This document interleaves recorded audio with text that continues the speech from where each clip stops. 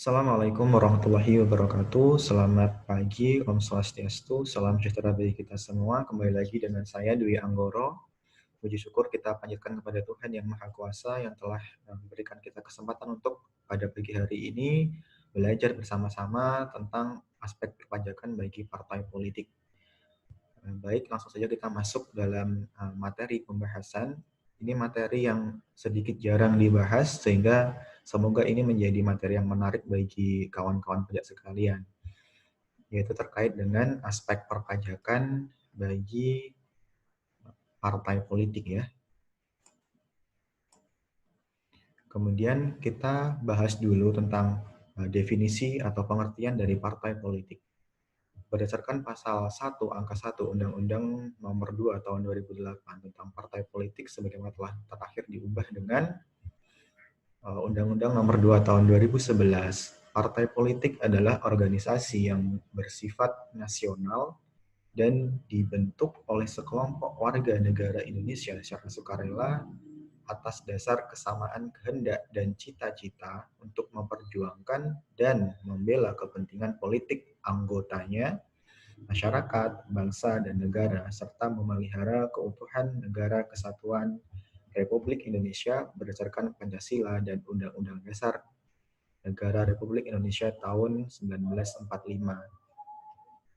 Kemudian kita masuk dalam subjek pajak. Kemudian partai politik ini kalau kita masukkan ke dalam subjek pajak, kita sebelumnya telah belajar dalam Perdirjen nomor 4 tahun 2020 tentang beberapa subjek pajak. Nah, ini diatur dalam pasal 2 ayat 1 Undang-Undang nomor 36 tahun 2008 tentang pajak penghasilan.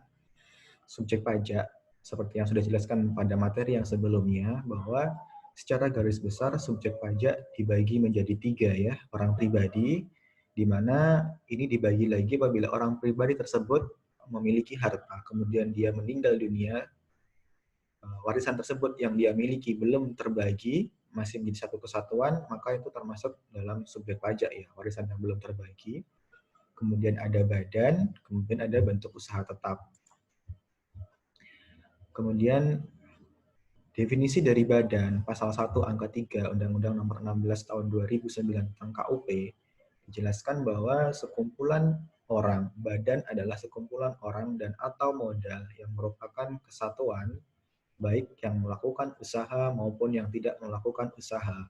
Artinya yang baik berorientasi pada profit maupun yang tidak berorientasi pada profit atau keuntungan, yang meliputi perseroan terbatas PT, perseroan komanditer CV ya, perseroan lainnya badan usaha milik negara BUMN atau badan usaha milik daerah BUMD dengan nama dan dalam bentuk apapun, firma, kongsi, koperasi, dana pensiun, persekutuan, perkumpulan, yayasan, organisasi massa, organisasi sosial politik ini ya, benang merahnya di sini ya, organisasi sosial politik atau organisasi lainnya, lembaga dan bentuk badan lainnya termasuk kontrak investasi kolektif dan bentuk usaha tetap. Jadi kalau kita lihat dari sini, dari definisi badan dalam pasal 1 angka 3 Undang-Undang KUP, partai politik ini masuk dalam ini ya, organisasi sosial politik. Jadi partai politik ini masuk dalam jenis wajib pajak badan ya. Nah, kemudian tadi kan subjek pajak itu dibedakan menjadi orang pribadi, warisan belum terbagi, badan, dan bentuk usaha tetap. Kemudian dia itu baru wajib untuk memiliki NPWP ketika subjek pajak tadi itu telah memenuhi persyaratan subjektif dan objektif. Kita lihat di sini, partai politik merupakan subjek pajak badan. Dia secara subjektif adalah partai politik pasti ini ya, kalau dia partai politik yang melaksanakan kepentingan politik, artinya melaksanakan penyelenggaraan politik di Indonesia, pasti dia bertempat kedudukan di Indonesia, artinya dia secara subjektif, dia sudah memenuhi. Kemudian persyaratan objektif, yaitu menerima atau meroleh penghasilan atau diwajibkan untuk melakukan pemotongan atau pemungutan sesuai dengan ketentuan Undang-Undang Nomor 36 Tahun 2008 tentang pajak penghasilan. Ini berarti secara objektif juga sudah memenuhi ya, artinya ada penghasilan. Nanti kita akan bahas lebih lanjut tentang sumber-sumber keuangan dari partai politik itu seperti apa. Nah, ini kemudian kita lanjut ke materi selanjutnya, kewajiban perpajakan bagi partai politik. Tadi, karena dia sudah memenuhi persyaratan subjektif dan objektif untuk memiliki NPWP, maka dia wajib untuk mendaftarkan diri ke kantor pelayanan pajak yang wilayah kerjanya meliputi tempat kedudukan wajib pajak. Kemarin dalam materi Perdirjen nomor 4 tahun 2020 sudah dijelaskan bahwa untuk pendaftaran NPWP ini bisa dilakukan secara langsung ke kantor pelayanan pajak yang wilayah kerjanya meliputi tempat kedudukan wajib pajak atau melalui online, yaitu melalui www.irek.pajak.go.id atau bisa juga melalui saluran tertentu lainnya. Kemudian setelah mendaftarkan diri, dia memiliki NPWP, maka dia wajib untuk menghitung sendiri pajak yang terutang. Nanti kita akan coba bahas sendiri tentang bagaimana cara menghitung pajak yang harus dibayarkan. Kemudian menyetorkannya ke kas negara, kemudian melaporkan pajak yang sudah disetor. Selanjutnya yaitu pajak penghasilan badan bagi partai politik seperti apa. Ini kita pelan-pelan untuk dibahas ya. Ini dalam pasal 28 Undang-Undang KUP terkait dengan kewajiban pembukuan. Sebagai wajib pajak badan, maka partai politik wajib menyelenggarakan pembukuan. Dan ini juga sudah diatur juga ya dalam undang-undang terkait dengan partai politik ya. Undang-undang nomor 2 tahun 2011 tentang partai politik juga di sana juga sudah diatur tentang akuntabilitas dan transparansi keuangan ini yang makanya dia partai politik dalam undang-undang perpajakan juga diwajibkan untuk menyelenggarkan pembukuan sesuai dengan pasal 28 Undang-Undang KUP karena dia masuk dalam kategori sebagai wajib pajak badan, yaitu pembukuannya diselenggarakan di Indonesia menggunakan huruf Latin, artinya jenis hurufnya huruf Latin, kemudian angkanya adalah angka Arab, artinya bukan angka Arab yang dalam bahasa Arab ya, tapi angka Arabnya adalah jenis angkanya adalah angka Arab hurufnya. Kemudian satuan mata uangnya rupiah dan disusun dalam bahasa Indonesia. Kemudian buku, catatan, dan dokumen yang menjadi dasar pembukuan wajib disimpan selama 10 tahun di Indonesia. Pembukuan sekurang-kurangnya terdiri atas catatan mengenai harta, kewajiban, modal, penghasilan, dan biaya serta penjualan dan pembelian sehingga dapat dihitung besarnya pajak yang terutang. Nanti setelah ketemu penghasilan kena pajaknya dikalikan tarif, baru nanti akan di situ terlihat pajak yang terutangnya berapa.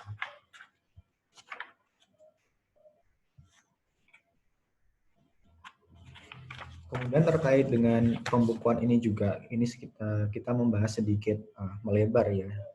Ini jadi partai politik ini sebenarnya tidak masuk dalam kategori badan yang diperbolehkan atau berhak untuk bisa mempunyai hak milik atas tanah atau bangunan ya. Karena dalam Undang-Undang Nomor 5 Tahun 1960 tentang pokok agraria yang dapat mempunyai hak milik ya, artinya hak milik atas tanah dan bangunan adalah orang pribadi atau badan. Kemudian dalam Peraturan Pemerintah Nomor 38 Tahun 1963 juga diatur, itu dijelaskan bahwa ternyata kalau untuk partai politik itu tidak termasuk dalam kategori badan hukum yang dapat mempunyai hak untuk mempunyai hak milik gitu ya. Artinya secara peraturan partai politik tidak diperbolehkan untuk memiliki bangunan atau tanah yang atas nama partai. Pasti dia harus diatasnamakan ke orang pribadinya atas anggota partai politik tersebut misalnya seperti itu. Nanti juga dia berpengaruh dalam pembukuan ini ya, dalam pembukuan keuangan dari partai politik yang bersangkutan. Nah ini tadi kan persyaratan objektifnya harus ada ini ya, ada penghasilan atau ada uangnya, yaitu dalam pasal 34 Undang-Undang nomor 2 tahun 2011 tentang partai politik. Di sini juga sudah dijelaskan, mohon maaf, Undang-Undang nomor 2 tahun 2011 tentang partai politik. Di situ juga dijelaskan bahwa sumber keuangan dari partai politik itu bersumber dari iuran anggota dari partai politik tersebut, kemudian sumbangan yang sah menurut hukum, kemudian bantuan keuangan dari APBN atau APBD. Nah, ini terkait dengan bantuan keuangan dari APBN atau APBD ini diatur, ada dasar hukumnya ya, diatur dalam Peraturan Pemerintah Nomor 1 Tahun 2018 terkait dengan bantuan keuangan bagi partai politik. Itu memang ada anggarannya sendiri untuk bantuan keuangan untuk parpol dari bagian APBN atau APBD. Nah, itu merupakan sumber keuangan yang merupakan penghasilan bagi partai politik tersebut. Kemudian dari penghasilan tadi,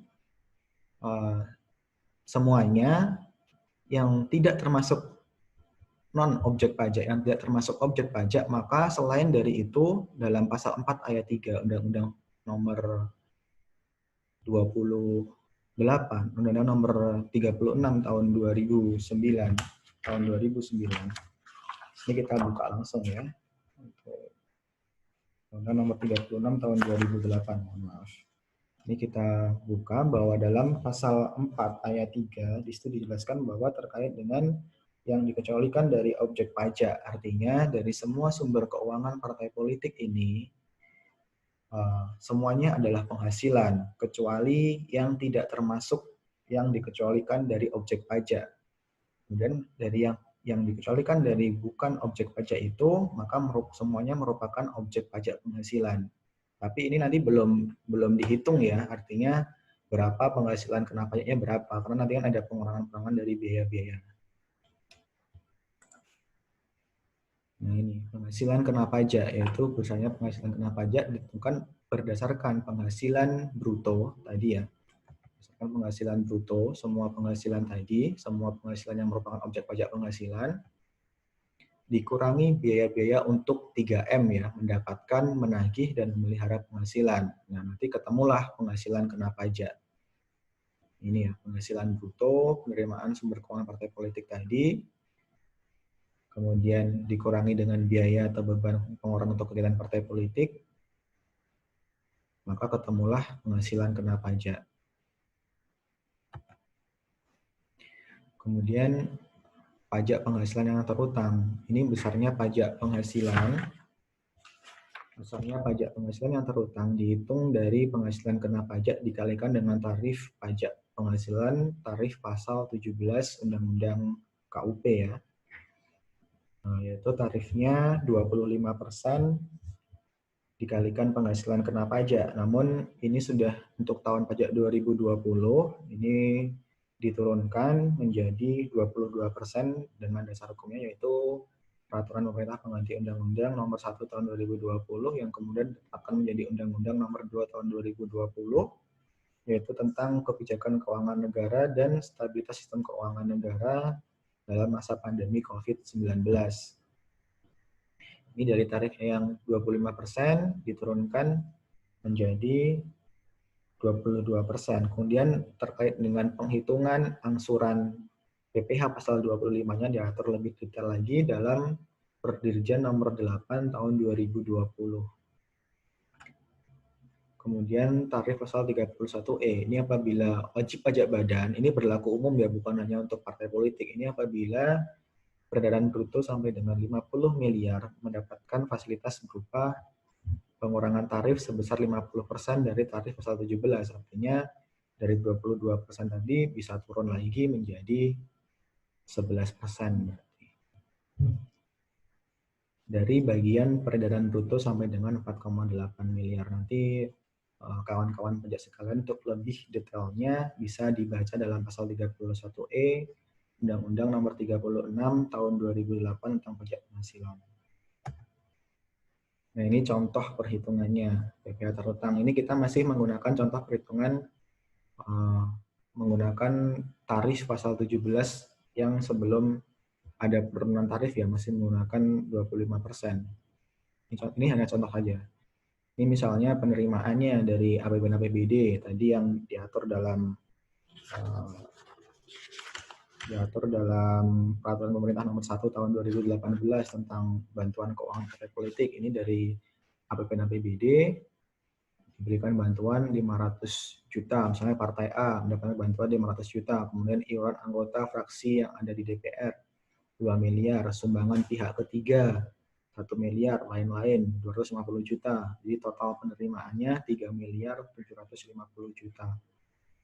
Kemudian pengeluaran beban pendidikan politik 500 juta, kemudian beban kegiatan partai 1 miliar, beban umum dan administrasi 500 juta, beban penyusutan 100 juta, beban lain-lain 1 miliar. Jumlah pengeluaran totalnya 3 miliar 100 juta. Nah, ini ternyata dari jumlah penerimaan dikurangi dengan jumlah pengeluaran ini masih ada sisa lebih atau kenaikan aset bersih sebesar 650 juta. Nah, ini merupakan penghasilan kena pajak.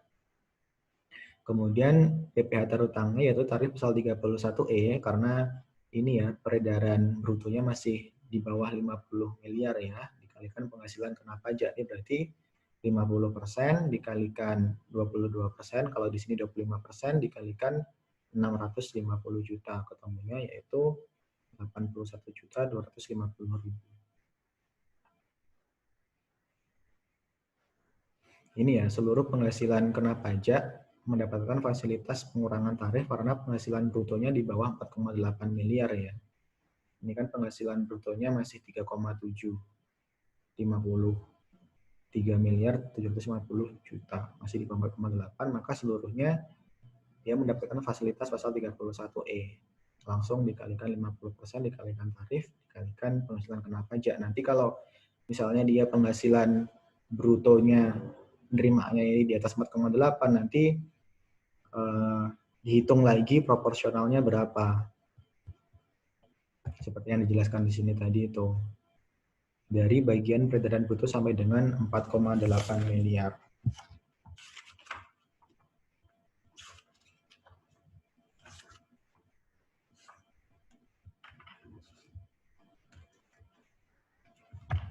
Nanti teman-teman untuk lebih detailnya bisa dibaca di penjelasan tarif pasal 31E di Undang-Undang Pajak Penghasilan ya.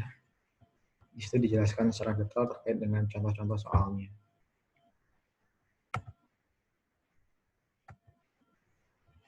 Nah, ini besarnya angsuran PPh pasal 25.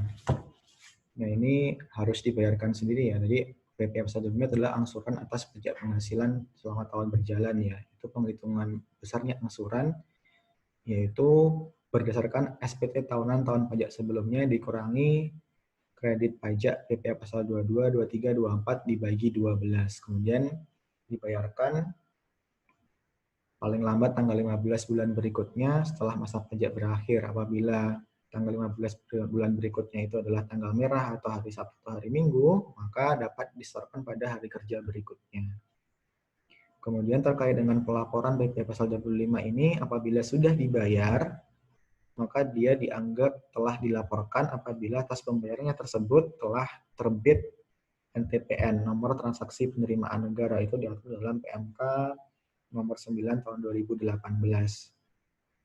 Nanti lebih detail bisa dibaca di dalam PMK 09 tahun 2018. Jadi apabila sudah membayar PPh pasal 25, setor ke bank atau ke kantor pos, terbit bukti bayar yang sudah ada NTP-nya, maka itu juga sudah dianggap melaporkan. Kemudian apabila PPh pasal 25-nya adalah nihil, maka dia tidak wajib melaporkan otomatis. Melaporkan PPh pasal 25-nya ya. Kemudian misalnya angsuran sebelum pelaporan SPT tahunan, misalnya kan batas waktu pelaporan SPT tahunan benar tanggal 30 April tahun berikutnya ya. Jadi berarti untuk masa Januari, Februari, Maret itu untuk besarnya angsuran itu sama dengan besarnya angsuran pajak untuk bulan terakhir tahun pajak yang lalu. Nanti sama dengan angsuran pada bulan Desember untuk masa Januari, Februari, Maret tahun berikutnya itu sebelum dia melaporkan SPT tahunan. Kemudian PPh pasal 25. Ini pajak yang terutang selama 1 tahun pajak dikurangi dengan kredit pajak. Tadi itu angsuran PPh pasal 25 dan kredit pajak PPh pasal 22, 23, 24 Ini apabila terdapat kekurangan bayar, maka harus dilunasi kekurangan pembayaran pajaknya sebelum SPT tahunan disampaikan. Nah ini, melaporkan SPT tahunan. SPT tahunan tadi kan saya juga sudah sempat singgung sebelumnya bahwa dilaporkan paling lama 4 bulan setelah akhir tahun pajak. Berarti maksimal tanggal 30 April tahun berikutnya dengan menggunakan elektronik ya, secara online. Sekarang pun juga untuk pelaporan SPT tahunan untuk badan sudah bisa online menggunakan e-form di website DJP Online. www.djponline.pajak.go.id. Ini untuk keterlambatan atau tidak melaporkan SPT tahunan. Kalau untuk badan ini dendanya pasal 7 Undang-Undang KUP ya, ini dendanya 1 juta. Nah ini, partai politik sebagai pemotong atau pemungut pajak. Nah ini seperti apa? Pajak, output, pemotongan, pemungutan. Pemotongan dan atau pemungutan pajak yang sering berhubungan dengan partai politik. Artinya kegiatan pemotongan pemungutan pajak yang sering dilakukan oleh partai politik itu apa? Yaitu terkait dengan PPh pasal 21, PPh pasal 23, PPh pasal 4 ayat 2. Nah ini kita hanya bahas sepintas saja karena ini kalau kita detailkan akan banyak sekali dan panjang. Nah ini PPh pasal 21 itu apa? Yaitu pemotongan pajak atas penghasilan sehubungan dengan pekerjaan, jasa, atau kegiatan dengan nama dan dalam bentuk apapun yang diterima atau diperoleh wajib pajak orang pribadi dalam negeri, yaitu berupa gaji, upah, honorarium, tunjangan, dan pembayaran lain sebagai imbalan sehubungan dengan pekerjaan yang dilakukan oleh pegawai atau bukan pegawai. Honorarium atau pembayaran lain sebagai imbalan sehubungan dengan jasa termasuk jasa tenaga ahli yang melakukan pekerjaan bebas. Pembayaran sehubungan dengan pelaksanaan suatu kegiatan. Nah ini ya, PPh pasal 21 yang telah dipotong disetorkan paling lambat tanggal 10 bulan berikutnya setelah masa pajak berakhir dan dilaporkan paling lambat tanggal 20 bulan berikutnya setelah masa pajak berakhir. Jadi setelah dipotong, PPh 21-nya itu disetorkannya maksimal tanggal 10 bulan berikutnya dan dilaporkannya maksimal tanggal 20 bulan berikutnya. Nah ini ada batasan-batasannya ya, apabila penghasilannya kalau dia adalah menerima secara rutin penghasilannya, dia apabila dalam sebulan masih kurang dari 4,5 juta, maka berarti dia masih nihil. Namun apabila atas pelaksanaan kegiatan itu beda lagi, maka dia langsung tidak memperhitungkan PTKP, maka langsung dari penghasilan yang dia terima dikalikan dengan tarif pasal 17. Nah, kemudian PPh pasal 23, ini pemotongan pajak atas penghasilan di bawah ini dengan nama dan dalam bentuk apapun yang dibayarkan, disediakan untuk dibayarkan dan atau telah jatuh tempo pembayarannya kepada wajib pajak dalam negeri ataupun BUT ya. Ini tarifnya ya 15% dividen, bunga, royalti, hadiah, penghargaan, bonus. Kemudian 2% sewa dan penghasilan lain sehubungan dengan penggunaan harta, kecuali yang sudah dipotong PPh pasal 4 ayat 2. Nanti bisa dibaca dalam undang-undang PPh ya, lebih detailnya pasal 4 ayat 2 itu mengatur tentang apa di sana, yaitu terkait dengan pajak final. Kemudian imbalan sehubungan dengan jasa, kecuali yang sudah dipotong PPh pasal 21, yaitu terkait dengan gaji tadi ya. PPh pasal 23 yang telah dipotong disetorkan paling lambat tanggal 10 bulan berikutnya setelah masa pajak berakhir dan dilaporkan paling lambat tanggal 20 bulan berikutnya setelah masa pajak berakhir. Tadi itu sama ya. Jadi tadi terkait dengan PPh pasal 21, PPh pasal 23, batas penyetorannya sama tanggal 10 bulan berikutnya, batas pelaporannya juga tanggal 20 bulan berikutnya. Apabila ketika tanggal pelaporan ataupun penyetorannya adalah tanggal merah, maka disetorkannya pada hari kerja berikutnya. Ini namun secara umum ini untuk PPh pasal 23 ini terkait dengan jasa ya kawan-kawan. Ini secara sederhananya ini sebenarnya untuk PPh pasal 23 ini cenderung lebih familiar terkait dengan imbalan sehubungan dengan jasa. Jadi biasanya 2% dikalikan jasa apa misalnya seperti itu. Kemudian PPh pasal 4 ayat 2 yaitu dipotong atas pembayaran hadiah undian, ini tarifnya 25%. Sewa tanah atau bangunan ini 10%, misalnya kantor parpol di suatu daerah misalnya dia sewa ke seseorang, maka dia wajib memotong PPh pasal 4 ayat 2 atas sewa tanah dan pembangunan sebesar 10% dikalikan nilai sewa. Kemudian jasa konstruksi ini 2%, 3%, dan 4% ini agak banyak materinya terkait dengan ini, jasa konstruksi ini Di sana ada pelaksana konstruksi, kemudian ada pengawas, ada perencanaan, dan seterusnya. Tapi secara umum tarifnya ada yang 2%, 3%, dan 4%. Kemudian pengalihan atas tanah atau bangunan, ini 2,5%. Ini kalau sewa 10%, kalau atas pengalihan tanah atau bangunan, tarifnya 2,5%. Ini PPh pasal 4 ayat 2, PPh final yang telah dipotong disetorkan paling lambat tanggal 10 bulan berikutnya setelah masa pajak berakhir dan dilaporkan paling lambat tanggal 20 bulan berikutnya setelah masa pajak berakhir. Nah, baik, demikian atas materi singkat terkait dengan aspek perpajakan partai politik. Saya memohon maaf apabila ada kesalahan dalam menyampaikan materi. Semoga itu menjadi bahan instruksi saya untuk melakukan yang lebih baik dalam kelas pajak online berikutnya. Atas perhatian yang telah diberikan, kami ucapkan terima kasih. Wassalamualaikum warahmatullahi wabarakatuh. Selamat siang. Om Santi Santi Santi Om.